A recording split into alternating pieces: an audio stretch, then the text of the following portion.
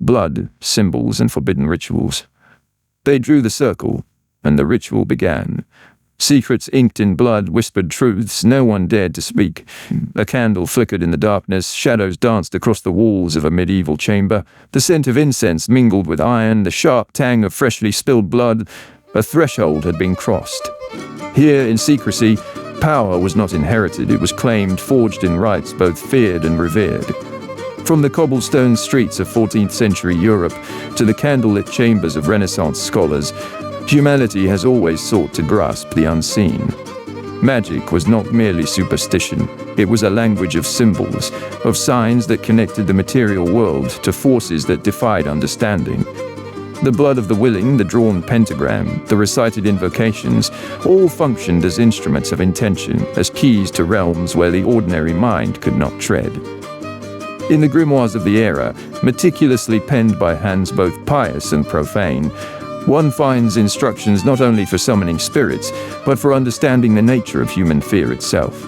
Arthur Edward Waite, in the Book of Ceremonial Magic, documents ceremonies where the practitioner traced intricate sigils upon the floor, each stroke a deliberate negotiation with cosmic forces. Every line, every mark, carried weight, for in these circles, thought itself became material. But these rituals were never solely about spectacle, they were about control. In an age where knowledge was power, secrecy was the currency that separated the learned from the masses. The symbols, strange, sometimes grotesque, were not merely decoration. They encoded truths, moral lessons, warnings, and promises. To witness them was to be drawn into a narrative larger than the self, a dance between mortality and eternity. Consider the accounts of Heinrich Cornelius Agrippa, whose writings bridged the gap between alchemy, astrology, and ceremonial magic. The blood used in rites, often symbolic rather than literal, represented life force, devotion, the ultimate offering to the unseen. Yet the fascination with blood was more than mystical. It mirrored human vulnerability, the awareness that life is finite and power is fleeting. To stain one's hands was to confront mortality itself, and in doing so, assert mastery over it, if only temporarily. The medieval church observed these rituals with a mixture of horror and curiosity. Magic was condemned, yet it thrived in the shadows, whispered through alleyways, enacted in hidden chambers, performed under the protective cloak of night. Kieckhefer in Magic in the Middle Ages emphasizes how ritual served both the mundane and the sacred, a tool for social cohesion and individual ambition alike. The practitioners were not always heretics or villains. Often they were scholars, apothecaries, or nobles seeking certainty in a world governed by chance. And the symbols themselves, how they resonated across time. The pentagram, the triangle, the circle, shapes that continue to echo in our collective imagination. They were more than signs, they were vessels. Vessels carrying intention, warning, and wonder. Modern psychology recognizes this too. The human mind craves patterns, seeks meaning, and is drawn to the mysterious, perhaps because the unknown is where transformation resides. In Renaissance Italy, the ritual became a canvas for artistry and intellect.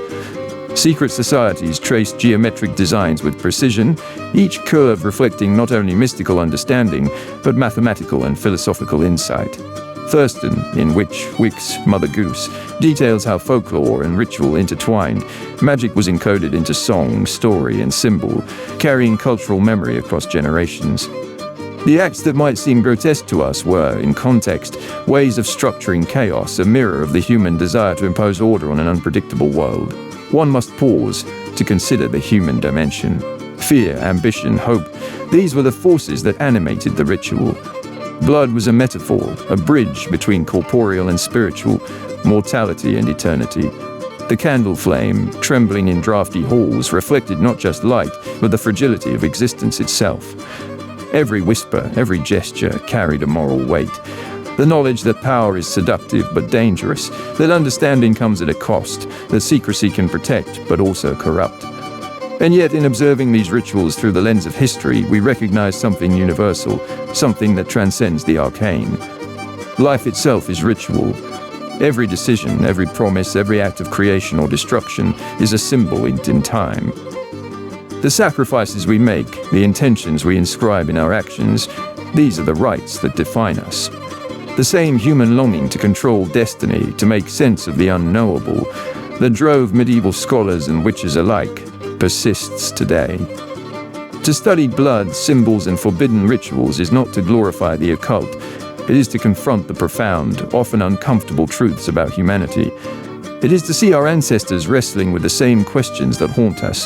What is power? What is fate? How can knowledge transform or destroy?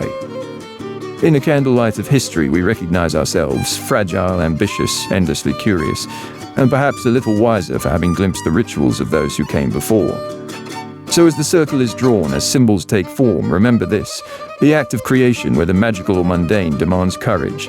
It asks us to confront fear, to face mortality, to wield intention with care. And in that confrontation lies the essence of life itself, the eternal dialogue between the seen and unseen, the known and the hidden, the human heart and the vast unknown beyond it. And if you listen closely, you might hear the whispers of those ancient rites still speaking to us today. Not in literal blood, but in the choices we make, the stories we tell, the symbols we live by.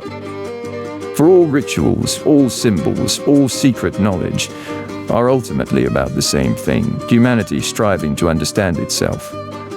Remember, in every act of life there is a circle, a symbol, a ritual, and in every ritual there is a lesson.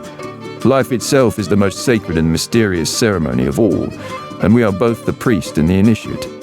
If the shadows stirred your curiosity, if the flicker of forgotten rites ignited a spark of wonder, do not let it fade.